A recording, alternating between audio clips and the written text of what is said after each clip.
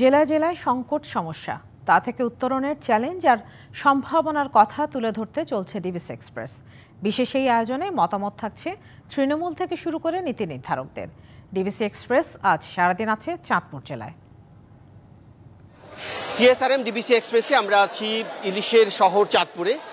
চাঁদপুরের মাছ ইলিশ সবচেয়ে বেশি বিখ্যাত। আপনারা জানেন যে দেশের গণ্ডি পেরিয়ে দেশের বাইরেও এই জেলা মাছের বেশ সুনাম রয়েছে। তো এখানে যারা চাঁদপুর মাছের ব্যবসার সাথে জড়িত, তারা সেই সুনামধন্য ব্যবসায়ী যারা, তারা এখানে আছেন। তো আপনার কাছে জানতে চাইবো যে চাঁদপুরের মাছ বিখ্যাত কেন, এর বৈশিষ্ট্য কি? চাঁদপুরের মাছের বৈশিষ্ট্য হলো চাঁদপুরে যে লোকাল মাছটা, এটা আমাদের ঘাটটা একটু মোটা থাকে, কালারটা সিলভার কালার থাকে, চকচকা এবং চক্ষুটা নীল থাকে। ওই মাছটাই চাঁদপুরের পদ্মার মাছ। ধন্যবাদ। আপনার কাছে জানতে চাইবো যে এখানকার যে ব্যবসার বর্তমান পরিস্থিতি বা পরিবেশ কেমন আছে? আসলে বর্তমানে আমাদের চাঁদপুর না শুধু সারা বাংলাদেশেই মাছের আহরণ, ইলিশ মাছের আহরণ গত 2-3 বছরের তুলনায় অনেক কম। আমরা যদি 2020-21 বছরের সাথে কম্পেয়ার করি, তাহলে সেই ক্ষেত্রে আমাদের আপনার 50% মাছও কিন্তু নাই। আপনার 2022 সালেও এই সময় একদম, এখন কিন্তু জুলাই, আগস্ট, সেপ্টেম্বর আমাদের ভরা মৌসুম, পিক সিজন চলতেছে।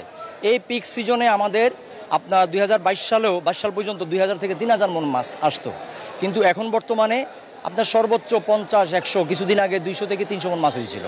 তো এই যদি অবস্থা চলতে থাকে, তাহলে এখানে আমি মনে করি যে সারা বাংলাদেশে একটা আপনার সাইলেন্ট হিউম্যানিটেরিয়ান ডিজাস্টার হতে পারে। অনেক মানুষ বেকার হবে, অনেক বড় বড় ব্যবসায়ী, অনেক উচ্চবিত্ত, মধ্যবিত্ত, নিম্নবিত্ত হবে। আমরা দেখি প্রতি বছর একটা নির্দিষ্ট সময় সরকার ইলিশ মাছ বা মাছ ধরা বন্ধ রাখে।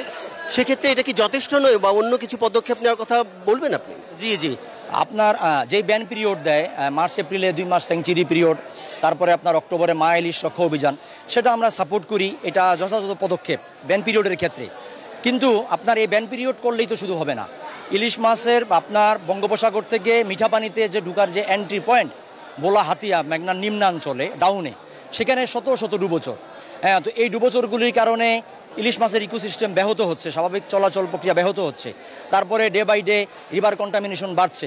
সাম্প্রতিক একটা গবেষণা দেখা গেছে ইলিশ মাছের পেটে আপনার মাইক্রোপ্লাস্টিক, ক্যাডমিয়াম, সীসা, মাটির পরিমাণ পাওয়া গেছে। তো এই উপাদানগুলি যদি ইলিশের পেটে পাওয়া যায়, সেক্ষেত্রে তো আমরা মনে করি যে স্পেসিসটা সুস্থ না, যে একটা অসুস্থ স্পেসিস তার তো বংশবৃদ্ধি করতে পারে না। অনেক ধন্যবাদ আমাদের সাথে সংযুক্ত হওয়ার জন্য। সিএসআরএম ডিবিসি এক্সপ্রেসে আমরা শুনছিলাম যে চাঁদপুরে ইলিশের কথা।